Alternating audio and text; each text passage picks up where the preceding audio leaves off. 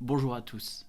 Vous avez pris une photo d'un magnifique paysage, d'une façade de bâtiment ou d'une magnifique tablée, mais malheureusement sur cette photo se trouve un objet que vous aimeriez effacer, comme par exemple un poteau électrique devant la façade d'un bâtiment, une voiture sur un magnifique paysage, ou alors une tache sur une nappe blanche.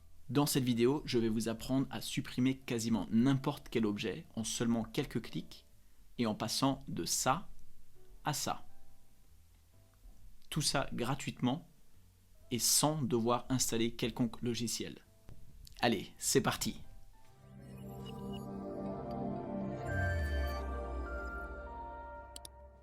Même si de nos jours on peut facilement prendre des photos avec n'importe quel téléphone portable, parfois on est quand même confronté à des situations dans lesquelles le cadre de la photo est parfait, mais un objet vient gâcher le résultat. Dans ce cas, il vous suffit simplement de supprimer cet objet et vous pourrez alors profiter de la photo dans toute sa splendeur. Vous vous demandez peut-être comment faire. Certes, il existe des logiciels sur téléphone portable qui vous aident à faire ça, mais moi je vais vous montrer une autre solution qui va vous permettre de faire ça en passant par votre ordinateur. Pour ce faire, tout ce dont vous aurez besoin, c'est premièrement une photo avec un objet à effacer et deuxièmement un ordinateur avec une connexion internet. Ensuite, suivez mes conseils et vous apprendrez comment faire ça. Pour commencer, rendez-vous sur le site www.photopa.com ou en anglais c'est photopea.com. Il s'agit d'un site gratuit qui propose une version en ligne de Photoshop. Vous connaissez peut-être Photoshop, il s'agit d'un logiciel qui vous permet notamment de retoucher vos photos. Cependant, ce logiciel est payant et vous n'avez peut-être pas les moyens de vous l'offrir. Donc le site que je vais vous montrer, donc Photopea ou Photopea selon la manière dont on le prononce, n'est pas proposé par Adobe, donc ça c'est l'éditeur du logiciel Photoshop, mais c'est comme une copie en ligne des principales fonctionnalités qu'offre Photoshop. Évidemment, Photopea ou Photopea, selon la manière dont on le prononce, ne couvre pas toutes les fonctionnalités de Photoshop, étant donné que Photoshop est un logiciel payant sur lequel travaillent des équipes entières. Mais bon, pour nos besoins, Photopea est parfait. Dans cette vidéo, je vais vous montrer 3 méthodes qui vous permettront de supprimer des objets selon la complexité de l'image. Alors pour commencer, après vous être rendu sur photopea.com, cliquez sur Files, Open et sélectionnez le fichier que vous aimeriez importer. La première méthode que je vais vous présenter consistera à supprimer un objet ou une surface dont le contexte ou l'arrière-plan n'est pas trop complexe. Donc par exemple sur cette photo, vous voyez que la nappe est de couleur plus ou moins unie. Donc on pourra utiliser cette méthode-là. Alors pour commencer, sur la partie gauche, cliquez sur l'outil lasso. Ensuite, sélectionnez l'objet ou la région que vous aimeriez supprimer, tout simplement en cliquant avec votre souris et en maintenant le clic appuyé. Après avoir relâché, vous devriez voir des pointillés transparents autour de votre objet. Si vous voulez zoomer sur la photo pour vous approcher et voir plus de détails, vous pouvez sélectionner l'outil Loop à gauche, cliquer dessus et cliquer sur l'image. Pour dézoomer, vous pouvez alors changer le mode de zoom en cliquant sur le moins ici et en cliquant sur la photo. Voilà, donc après que vous voyez les pointillés autour de votre objet, vous allez sélectionner Edit, puis cliquer sur Fill. À partir de là, une nouvelle fenêtre s'offre à vous et ici dans le menu Fill, vous choisissez Content Aware. Ça c'est très important parce que ça va changer le fonctionnement dont le site internet va interpréter votre action. Ensuite, gardez les mêmes modes que moi, ici gardez normal et opacité 100%, puis cliquez sur OK. Ce qui va se passer, c'est que le site va essayer de comprendre l'environnement autour de la zone que vous avez sélectionnée et va essayer de remplacer votre zone par ce qui se trouve autour. Donc après avoir cliqué sur OK, vous attendez un petit moment et vous voyez que la tâche a disparu. On va donc continuer avec les autres tâches. Donc resélectionner l'outil lasso. Je peux zoomer, je vais sélectionner plus. Je resélectionne l'outil lasso. Je sélectionne ma zone.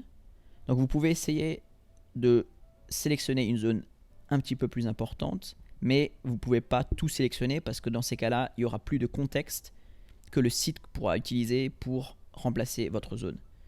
Voilà, donc là on va essayer avec ça. On clique sur Edit, Fill. On prend bien soin de sélectionner Content Aware et on clique sur OK. Voilà, donc on voit que c'est pas trop mal. Je vais dézoomer pour voir à quoi ça ressemble. Pour supprimer les pointillés, vous pouvez aller sur Select, Deselect, ici.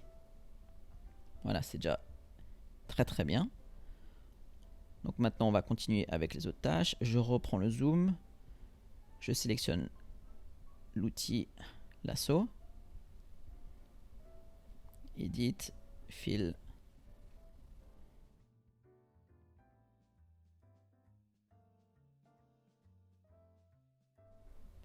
Et parfois vous allez peut-être vous rendre compte que la suppression ne fonctionne pas bien. Par exemple là, si je clique sur Fill, voilà, OK. Regardez la tâche, il en reste quand même autour. Donc dans ces cas-là, je peux essayer d'appliquer la même méthode telle quelle 2 fois de suite. Et vous voyez que maintenant, le site a appliqué la même méthode une fois de plus, en plus de l'avoir appliqué une première fois. Voilà, j'ai à présent terminé de supprimer toutes les tâches de ma nappe. Je clique sur Deselect. Et le résultat est plutôt satisfaisant. Donc si on fait une comparaison avec un avant-après, vous voyez que le résultat est plutôt pas mal. Donc cette méthode fonctionne particulièrement bien quand les tâches se distinguent facilement du contexte. Je vais vous montrer une autre image pour laquelle cette méthode de suppression d'objets ou de surface ne fonctionne pas bien. Donc je charge mon image.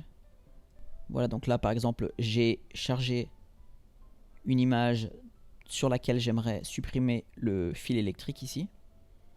Mais comme je vous l'ai expliqué tout à l'heure, par rapport à la photo d'avant, avec la nappe dont la couleur est unie, ici c'est beaucoup plus difficile. Donc essayons d'appliquer la même méthode. Donc je choisis mon lasso. Voilà, donc je vais essayer de sélectionner une zone que j'aimerais supprimer. Je commence par celle-ci. Je retourne sur Edit, Fill. Voilà, je vois que certaines zones sont pas trop mal, ont plutôt bien été supprimées, mais ici c'est un petit peu emmêlé le pinceau. Je peux essayer de le relancer une deuxième fois pour voir. C'est pas beaucoup mieux. Donc si je retourne à l'état initial, la deuxième méthode que j'aimerais vous présenter va utiliser l'outil Patch. Donc dans la partie gauche de votre fenêtre, là où vous trouvez la barre d'outils, vous verrez ici cette icône là.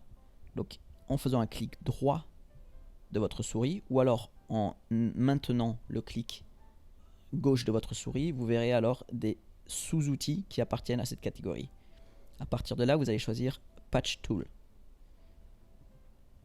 Une fois que c'est fait, on va faire comme tout à l'heure, on sélectionne la zone qu'on aimerait supprimer.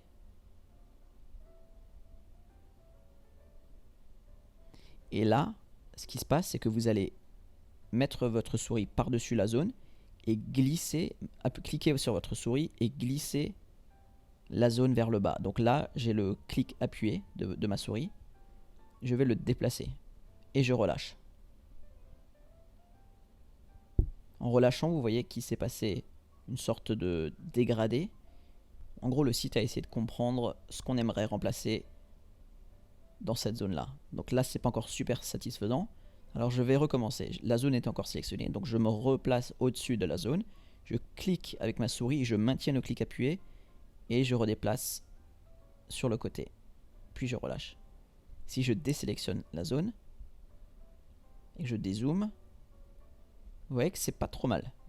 Évidemment, vous avez vu l'avant-après, donc vous rendez compte de la zone en question. Mais en toute objectivité, je pense qu'une personne tierce ne sera pas forcément au courant de ce qui s'est passé.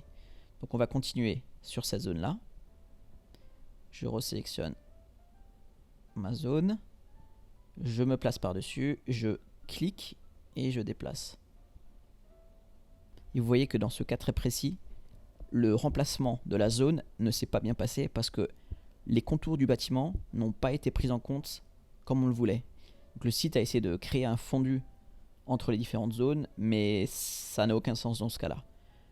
Donc pour ces cas-là, je vais vous montrer une troisième méthode qui va nécessiter un petit peu plus d'interaction manuelle, mais ça va vous permettre d'avoir plus de contrôle sur ce genre de zone en question. Alors la troisième méthode que j'aimerais vous présenter, qui va donc, comme je l'ai indiqué tout à l'heure, vous permettre d'avoir un meilleur contrôle de la zone que vous voulez remplacer.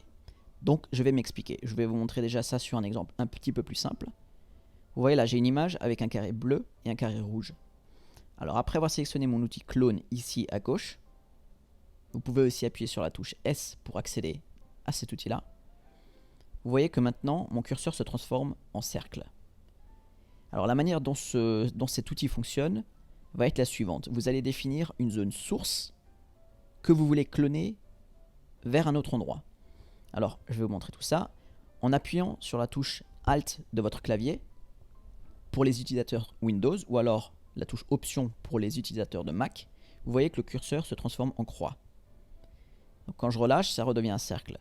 Donc ce qu'on va faire, c'est qu'on va maintenir la touche Option ou Alt appuyée et en même temps, on appuie sur le clic gauche de la souris. Donc à partir de là, cette zone-là que je viens de sélectionner est mise en tampon par cet outil. Donc ce que ça veut dire, c'est que maintenant vous verrez que le curseur ou l'intérieur du cercle s'est transformé en rouge. Parce que c'est la zone que j'ai définie en tant que zone source. Si je me place sur le carré bleu et que j'appuie avec le clic gauche de ma souris, vous voyez que la zone source à gauche va se déplacer de la même manière que mon mouvement à droite. Et ce qui va se passer, ce qui est vraiment intéressant, c'est que si j'atteins le bord de mon carré, hop, il continue d'appliquer exactement ce qui se trouve autour. Donc si maintenant je continue à peindre, en gros, vous allez vraiment pouvoir cloner l'objet source que vous avez sélectionné. Si je veux changer cette zone-là, je me place par exemple sur mon carré bleu, j'appuie sur Alt ou Option, je clique pour définir cette zone-là comme zone source, je vais me placer sur mon carré rouge, je clique avec ma souris, et il se passe exactement la même chose, mais avec une autre zone. Et là, si maintenant je déborde sur ce que j'ai dessiné tout à l'heure, hop, on retrouve exactement la même chose, y compris le rouge et le bleu, vous voyez. Voilà, donc ça vous permet de copier-coller une zone, parce que la zone source se déplace avec vous. Donc si on retourne sur mon image, ce qu'on va essayer de faire ici, c'est de sélectionner cette ligne noire comme zone source, et de la prolonger par ici. Alors j'appuie sur Alt ou Option sur mon clavier. Je vais sélectionner la zone noire ici. Hop. Et je vais me placer là où je veux remplacer cette zone qui n'a pas été bien substituée. Alors à partir de là, maintenant, je vais cliquer avec ma souris tout simplement et me déplacer vers la droite. Vous voyez qu'à gauche, la petite croix se déplace en même temps. Donc je suis en train de cloner tout simplement cette zone-là. Et voilà, si je dézoome un petit peu, on a corrigé cette petite zone-là. Alors on peut appliquer ça à d'autres zones, par exemple ici. Je vais sélectionner mon outil. Alors là, il faut bien réfléchir quelle est la zone que je veux copier. Donc par exemple, ici sur cette zone-là, je vais essayer de procéder à un mouvement par là, en commençant par le haut. Donc je sélectionne mon outil là.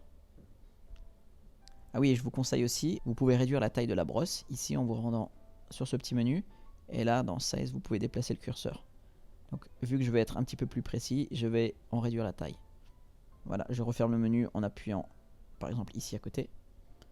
Donc là, je vais sélectionner cette zone-là comme zone source. Et juste à côté, je vais dessiner. Je clique à plusieurs reprises. Là, ce que je vous conseille, c'est d'attaquer un petit peu par l'autre angle. Donc je vais définir cette zone-là à droite. Puis je continue par là. Voilà, ici pareil, je redéfinis cette zone-là du bas. Et je peins par-dessus. Comme ceci. Je redéfinis une autre petite zone.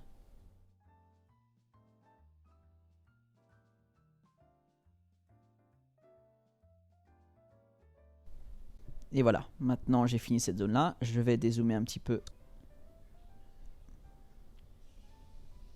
Voilà, en dézoomant. Voilà, donc on voit que c'est pas trop mal. Donc si je compare avant-après, vous voyez par là. En dézoomant encore un petit peu plus. On a réussi à supprimer cette partie. Voilà, donc comme vous l'avez vu, je vous conseille d'utiliser un mélange des trois méthodes et des trois outils que je vous ai présentées pour voir celle qui fonctionne le mieux.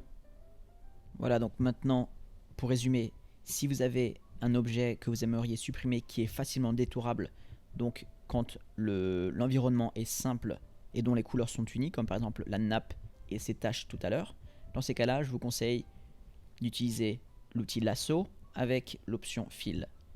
Par contre, si vous voulez préciser la zone dont le site va se servir pour en comprendre le contexte, donc par exemple ici, si je veux supprimer cette zone-là, en passant par l'option lasso et fill, le risque c'est qu'il va essayer de s'inspirer de cette zone-là, ce que je veux éviter. Donc par exemple dans ce cas-là, j'utiliserai l'outil patch et je vais lui dire quelle est la zone dont il doit s'inspirer. Voilà.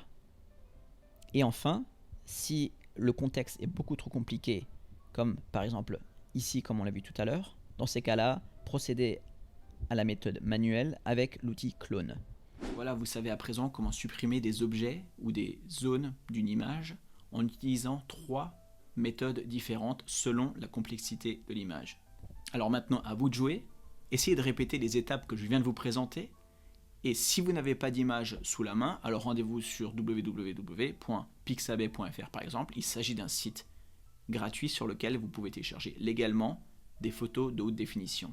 Et j'ai d'ailleurs publié une vidéo à ce niveau-là qui vous explique comment trouver gratuitement et surtout légalement, sans risquer de devoir payer une amende, des photos, des vidéos et même des musiques ou des chansons que vous pourriez utiliser dans vos vidéos.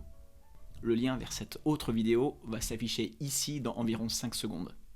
En attendant, mettez un pouce bleu à cette vidéo et posez-moi les questions que vous avez dans la section des commentaires. Et j'ai encore tellement de choses à vous apprendre et à partager avec vous. Allez donc voir sur mesdebutnumériques.fr. J'y ajoute constamment des nouveaux guides gratuits.